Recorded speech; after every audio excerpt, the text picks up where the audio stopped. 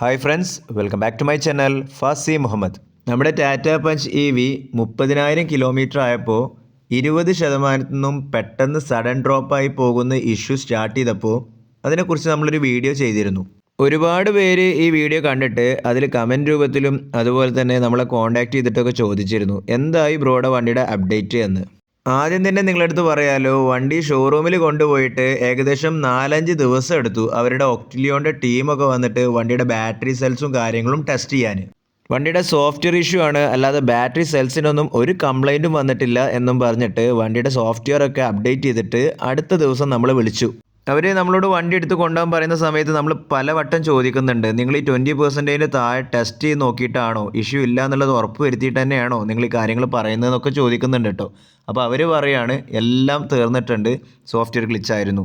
Okay, അപ്പോൾ നമ്മൾ ഈ വണ്ടി എടുത്ത് കൊണ്ടുപോയിട്ട് ഇനി ഇതേ ഇഷ്യൂ വരികയാണെന്നുണ്ടെങ്കിൽ എന്താ ചെയ്യാമെന്ന് അന്ന് ഞാൻ ചോദിച്ചിരുന്നു. അപ്പോൾ അവരെൻ്റെ അടുത്ത് പറഞ്ഞത്, നിങ്ങൾ ജസ്റ്റ് വീഡിയോ എടുത്തിട്ട് ഞങ്ങൾക്ക് അയച്ചു തന്നോളൂ, അല്ലെങ്കിൽ നമുക്കിവിടെ കൊണ്ടുവന്നിട്ട് വീണ്ടും ടെസ്റ്റ് ചെയ്യാം, എന്നിട്ട് ഈ ഇഷ്യൂ കണ്ടെത്തുകയാണെന്നുണ്ടെങ്കിൽ നിങ്ങൾക്ക് എന്തായാലും ബാറ്ററി മാറ്റി കിട്ടും എന്ന് പറഞ്ഞിരുന്നു. അടുത്ത ദിവസം തന്നെ നമ്മൾ ടെസ്റ്റ് ഡ്രൈവിന് ഇറങ്ങി. അങ്ങനെ 20% താഴെ നോക്കുന്ന സമയത്ത് പഴയ കണ്ടീഷൻ തന്നെ, ഒരു വ്യത്യാസവും വരുത്തിയിട്ടില്ല, അത് അതുപോലെ തന്നെ ഇറങ്ങിക്കൊണ്ടിരിക്കുന്നുണ്ട്. നിങ്ങൾ ഈ വീഡിയോയിൽ കാണുന്നത് ആ ടെസ്റ്റ് ഡ്രൈവിന് പോയ വീഡിയോ ആണ് കേട്ടോ. ഇതിൽ ചെറുതായിട്ട് കുറച്ച് സമയം നിൽക്കുന്നത് കാണാം, അതായത് 15 കഴിഞ്ഞിട്ട് കുറച്ച് സമയം കഴിഞ്ഞിട്ടാണ് 14-ലോട്ടും 13-ലോട്ടൊക്കെ ആവുന്നത്. അത് നമ്മൾ AC ഓഫാക്കിയത് കൊണ്ടാണ് കേട്ടോ. AC ഓൺ ആണെന്നുണ്ടെങ്കിൽ അതിലും ഫാസ്റ്റായിട്ടാണ് ഇറങ്ങിക്കൊണ്ടിരിക്കുക. എന്ത് ടെസ്റ്റ് ഡ്രൈവിന് ഇറങ്ങിക്കുകയാണെന്നുണ്ടെങ്കിലും നമ്മുടെ സേഫ്റ്റി നോക്കണ്ടേ, റോഡിൻ്റെ നടുവിലൊക്കെ അത് പെട്ടുപോയി കഴിഞ്ഞാൽ എന്താ ചെയ്യുക. അതുകൊണ്ടാണ് AC ഓൺ ചെയ്തിട്ട് എനിക്കിതിൽ കാണിക്കാൻ പറ്റാത്തത്. ഈ പ്രൂഫ് വീഡിയോ അറ്റാച്ച് ചെയ്തിട്ട് അവരുടെ ജനറൽ മാനേജറിനും അതുപോലെ ടാറ്റ മോട്ടോഴ്സിനും നല്ല അടിപൊളിയായിട്ട് ഇംഗ്ലീഷിൽ അങ്ങോട്ടൊരു മെയിൽ അയച്ചു. അപ്പോൾ അതിന് തിരികെ വന്നിട്ടുള്ള റിപ്ലൈ മെയിലാണ് നിങ്ങളിപ്പോൾ കണ്ടുകൊണ്ടിരിക്കുന്നത്. KVRൻ്റെ ഭാഗത്ത് നിന്ന് അവർ റിപ്പോർട്ട് ചെയ്തിട്ടുണ്ട്, അത് ടാറ്റ ബാറ്ററി റീപ്ലേസ്മെൻറ്റിന് വേണ്ടിയിട്ട് ആക്സെപ്റ്റ് ചെയ്തിട്ടുണ്ട്. അപ്പോൾ അതുകൊണ്ട് തന്നെ ബാറ്ററി എത്രയും പെട്ടെന്ന് അവരുടെ ഭാഗത്ത് നിന്ന് ഡിസ്പാച്ച് ചെയ്യും എന്നുള്ള ഒരു മെയിലാണ് വന്നിട്ടുള്ളത്. ഈ മെയിൽ വന്നതിന് ശേഷം ഏകദേശം ഒരു മാസത്തോളം എടുത്തിട്ടുണ്ടാവും ബാറ്ററി KVRൽ എത്തിപ്പെടാൻ. വണ്ടി നമ്മുടെ കയ്യിലായതുകൊണ്ട് തന്നെ ആ ഒരു മാസം നമ്മുടെ കാര്യങ്ങളെല്ലാം മുറ പോലെ നടന്നുപോയി.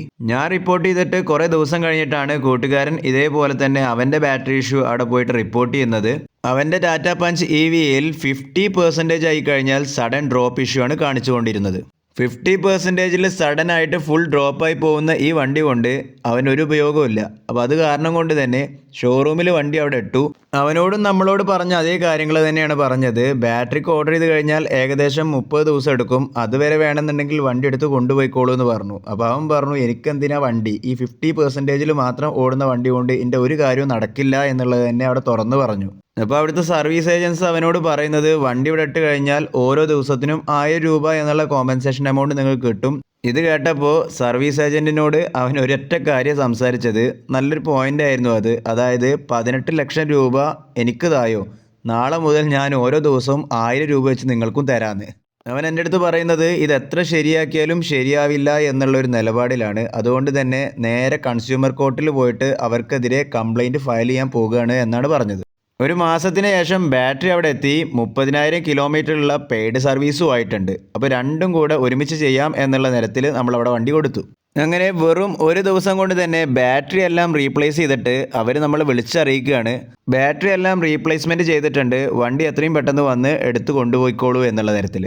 ഞാനപ്പോൾ അവരോട് ഒറ്റ കാര്യം ഡിമാൻഡ് ചെയ്തോളൂ, അതായത് 20%-ന് താഴെ അവർ ഓടിച്ചിട്ട് ഈ ബാറ്ററി ഡ്രോപ്പ് ആവുന്നില്ല എന്നുള്ള ഒരു പ്രൂഫ് വീഡിയോ എനിക്ക് അയച്ചു തന്നാൽ മാത്രമേ വണ്ടി അവിടെ വന്നിട്ട് എടുക്കുകയുള്ളൂ എന്ന് പറഞ്ഞു. അപ്പോൾ സർവീസ് ഏജൻറ്റ് എൻ്റെ അടുത്ത് പറഞ്ഞത്, 30%-ൻ്റെ താഴെ പുതിയ ബാറ്ററി ആയതുകൊണ്ട് താഴ്ത്താതെ ഇരിക്കുകയാണ് ബാറ്ററിയുടെ ലൈഫിന് നല്ലത് എന്നായിരുന്നു. അതുപോലെ തന്നെ ആദ്യത്തെ 3 സൈക്കിള് സ്ലോ ചാർജിങ് ആണ് നിങ്ങൾ ചെയ്യേണ്ടത്, 30%-ൻ്റെ താഴെ താഴ്ത്തി പോകും ചെയ്യരുത് എന്നുള്ളതായിരുന്നു കൂട്ടിച്ചേർത്തത്. ഞാൻ അപ്പോഴേ പറഞ്ഞു, നിങ്ങൾക്ക് അങ്ങനെ ഒരു റൂൾ ഉണ്ടെന്നുണ്ടെങ്കിൽ ആദ്യം അത് റിട്ടേൺ ലെറ്റർ ആയിട്ട് എഴുതി തരികയോ അല്ലെങ്കിൽ എനിക്ക് മെയിലിലോട്ട് അയച്ചു തരികയോ ചെയ്യുക. ഇത് പറഞ്ഞതും അവർ വാക്ക് മാറി. അവരെന്നെ ടെസ്റ്റ് ചെയ്ത് തരാം, 20%-ൻ്റെ താഴെ ടെസ്റ്റ് ചെയ്യുന്ന പ്രൂഫ് വീഡിയോ അയച്ചു തരാമെന്നായിരുന്നു. ഇത് ബാറ്ററിയെ ബാധിക്കില്ലേ എന്ന് ചോദിച്ചപ്പോൾ അവരെൻ്റെ അടുത്ത് വാക്ക് മാറ്റി പറഞ്ഞത്, അത് ബാറ്ററി വാറണ്ടിയിലല്ലേ ഇപ്പം നിലവിൽ നിൽക്കുന്നത്, അതുകൊണ്ട് കുഴപ്പമില്ല, പിന്നെ ഞങ്ങളല്ലേ ചെയ്യുന്നത്, എന്തെങ്കിലും ഇഷ്യൂ വന്നു കഴിഞ്ഞാൽ ഞങ്ങൾ തന്നെ ബാറ്ററി മാറ്റി തരുന്നതായിരിക്കും എന്ന് പറഞ്ഞു. എങ്ങനെയാണെങ്കിലും അവർ ടെസ്റ്റ് ചെയ്ത് തരാൻ ഏകദേശം 4 ദിവസം വീണ്ടും അവിടെ വണ്ടി കിടക്കേണ്ടി വന്നു. ഞാൻ നമ്മുടെ ഭാഗത്ത് നിന്ന് ചോദിച്ചു, 4 ദിവസം വണ്ടി അവിടെ കടന്നതിന് കോമ്പൻസേഷൻ എമൗണ്ട് എന്തെങ്കിലും ഉണ്ടോ എന്നുള്ളത്. അതൊന്നും ഇല്ല കേട്ടോ, അതൊക്കെ വെറും പറച്ചിൽ മാത്രമേ ഉള്ളൂ. അങ്ങനെ വണ്ടി ഷോറൂമിൽ പോയിട്ട് എടുക്കാൻ പോയ സമയത്ത് അവരെനിക്ക് 18% ആക്കിയിട്ടാണ് അവിടെ വെച്ചിട്ടുള്ളത്. നമുക്ക് പേടിയാണല്ലോ, കാരണം അവിടുന്ന് ഏകദേശം ഒരു 10-15 കിലോമീറ്റർ വീട്ടിലോട്ട് പോകാനുണ്ട്. അപ്പോൾ അത് അവരുടെ അടുത്ത് പറഞ്ഞപ്പോൾ അവർ പറഞ്ഞു, നിങ്ങൾ പേടിക്കണ്ട, ഞങ്ങൾ ഫുള്ളായിട്ട് ടെസ്റ്റ് ചെയ്ത് കഴിഞ്ഞിട്ടുണ്ട്, 18% ആ പഴയ ഡ്രോപ്പ് ഇനി ഉണ്ടാവില്ല എന്നായിരുന്നു. വണ്ടി അവിടെ നിന്ന് എടുത്തു, ട്രിപ്പൊക്കെ 0 ആക്കിയിട്ടുണ്ടാവും, ക്ലസ്റ്ററിൽ നിങ്ങൾക്ക് കാണാം. അങ്ങനെ പെരിന്തൽമണ്ണ ടൗണിലോട്ടാണ് ഞാൻ ആദ്യമായിട്ട് വണ്ടി കൊണ്ട് പോകുന്നത്. എന്തായാലും ടൗണിൽ എത്തിക്കഴിയുമ്പോൾ ബാറ്ററി പെട്ടെന്ന് എന്തെങ്കിലും പ്രോബ്ലം ഉണ്ടാക്കുകയാണെന്നുണ്ടെങ്കിൽ പെരിന്തൽമണ്ണ ടൗണിൽ 2-3 DC ചാർജിങ് ഉണ്ട്, അവിടെ കയറ്റി ചാർജ് ചെയ്തിട്ട് വേണം വീട്ടിൽ പോകാൻ. ഇത് കണ്ടപ്പോഴാണ് സമാധാനം വന്നത്. അതായത് 1% കുറേ കാലത്തിന് ശേഷമാണ് 1.34 കിലോമീറ്റർ ഒക്കെ നമുക്ക് കിട്ടുന്നതായിട്ട്, അതും 18% ശേഷം. പെരിന്തൽമണ്ണ ട്രാഫിക് ജംഗ്ഷനിൽ ഇങ്ങനെ നിൽക്കുന്ന സമയത്ത് നല്ല പേടിയുണ്ട് കേട്ടോ, കാരണം വണ്ടിയിൽ 16% ഉള്ളൂ. പഴയ ആ ഓർമ്മ അത് മനസ്സിലിങ്ങനെ ഓടിക്കളിക്കുന്നുണ്ട്. പക്ഷേ നിങ്ങൾ ശ്രദ്ധിച്ചിട്ടുണ്ടാവും, നമ്മുടെ ഷോപ്പിൻ്റെ അവിടെ എത്തിയപ്പോഴേക്കും 4.9 കിലോമീറ്റർ, അതായത് 2% പഴയ പോലെ നമുക്ക് ഒരുപാട് റേഞ്ച് കിട്ടുന്നതായിട്ട് കണ്ടു. വണ്ടി അവിടെ പാർക്ക് ചെയ്തു. പിന്നെ കുറച്ച് കഴിഞ്ഞിട്ട് ഷോപ്പിലെ പരിപാടിയൊക്കെ കഴിഞ്ഞിട്ട് വേണം വീട്ടിലോട്ട് പോകാൻ. അങ്ങനെ 16% വീട്ടിലോട്ട് യാത്ര തിരിച്ചു. ഒന്ന് ടെസ്റ്റ് ഡ്രൈവ് എന്നുള്ള തരത്തിൽ ചെറുകര എന്ന് പറയുന്ന നമ്മുടെ തൊട്ടടുത്തുള്ള നാട്ടിലോട്ട് പോയി. പക്ഷേ അതിൻ്റെ ഇടയിൽ പണി കിട്ടി. അവിടെയുള്ള ട്രെയിന് പാസിങ്ങിൻ്റെ കാരണം കൊണ്ട് തന്നെ ഗേറ്റ് അടച്ചു. 4% കൊണ്ട് 10.7 കിലോമീറ്റർ, പഴയ പോലെ നല്ല റേഞ്ച് കിട്ടുന്നതായിട്ട് തോന്നി കേട്ടോ. വണ്ടിയിലാണെങ്കിൽ AC ഇട്ടിട്ടുണ്ട്. അങ്ങനെ വണ്ടിയിലിരിക്കുന്ന സമയത്താണ് ബാക്കിൽ ഒരാൾ വന്ന് നിൽക്കുന്നത് കണ്ടത്. അപ്പോൾ ഒന്ന് മിററിൽ ജസ്റ്റ് പകർത്തി. ആരത് കണ്ടിട്ട് മനസ്സിലായോ? പുതിയ ആൾക്കാരാണ്, മഹീന്ദ്രയുടെ BE6. 2-3 മിനിറ്റ് കഴിഞ്ഞപ്പോഴേക്കും ട്രെയിന് പാസ് ചെയ്തു. അപ്പോൾ നമ്മൾ ഒന്നുകൂടിയും ക്ലസ്റ്ററിലോട്ട് നോക്കി. ഐഡിയൽ കണ്ടീഷനിൽ യാത്ര ചെയ്യാൻ നിൽക്കുന്ന സമയത്തും ഡ്രോപ്പൊന്നും വരുന്നില്ല എന്നുള്ളത് മനസ്സിലായി. അങ്ങനെ നമ്മുടെ ചാർജിങ് സ്റ്റേഷൻ്റെ മുമ്പിൽ വണ്ടി എത്തിയിട്ടുണ്ട്. വണ്ടിയിലാണെങ്കിൽ 13% ആണ് ചാർജ് ഉള്ളത്. ടോട്ടൽ 14 കിലോമീറ്ററോളം നമ്മൾ 5% ഓടിക്കഴിഞ്ഞിട്ടുണ്ട്. 30,000 കിലോമീറ്ററിൽ വരുന്ന നമ്മുടെ പെയ്ഡ് സർവീസിൽ മാൻഡേറ്ററി ആയിട്ടുള്ള കാര്യങ്ങൾ മാത്രം ചെയ്താൽ മതി എന്നുള്ളത് അവന്മാരോട് ഞാൻ പ്രത്യേകം പറഞ്ഞിരുന്നു. ഈ വണ്ടിക്ക് 2 AC ഫിൽറ്ററാണ് വരുന്നത്. അത് രണ്ടും കൂടെ മാറ്റി വരുമ്പോഴേക്കും ഏകദേശം 2000 രൂപ ചിലവാകുന്നുണ്ട്. പിന്നെ കൂളൻ്റ്, അങ്ങനെ പിന്നെ എന്തൊക്കെ ഓയിൽ, ഗ്രീസ്, അങ്ങനത്തെ എന്തൊക്കെ പരിപാടികളുണ്ട്. അതെല്ലാം കൂടെയാണ് ബാക്കിയുള്ള എമൗണ്ട്. അതിൻ്റെ കൂടെ major service at every 15,000 kilometres എഴുതിയിട്ട് ഏകദേശം 2000 രൂപയോളം പെയ്ഡ് സർവീസ് ആയതുകൊണ്ട് നമ്മുടെ കയ്യിൽ നിന്ന് വാങ്ങി വെക്കുന്നുണ്ട്. വാട്ടർ സർവീസൊക്കെ അതിൽ എഴുതിയിരുന്നു. അതിനൊക്കെ 600-700 രൂപയായിരുന്നു അവർ നമ്മുടെ അടുത്ത് ഈടാക്കുന്നത്. അതൊക്കെ ഞാൻ കട്ട് ചെയ്യിച്ചു. അതുകൊണ്ട് തന്നെ അവരെഴുതിയിരുന്ന കൊട്ടേഷൻ 7200 ആണെങ്കിലും അതിലാവശ്യമില്ലാത്ത എല്ലാ കാര്യങ്ങളും കട്ട് ചെയ്തിട്ട് നമുക്ക് 5242 രൂപ മാത്രമേ അവിടെ അടക്കേണ്ടി വന്നിട്ടുള്ളൂ.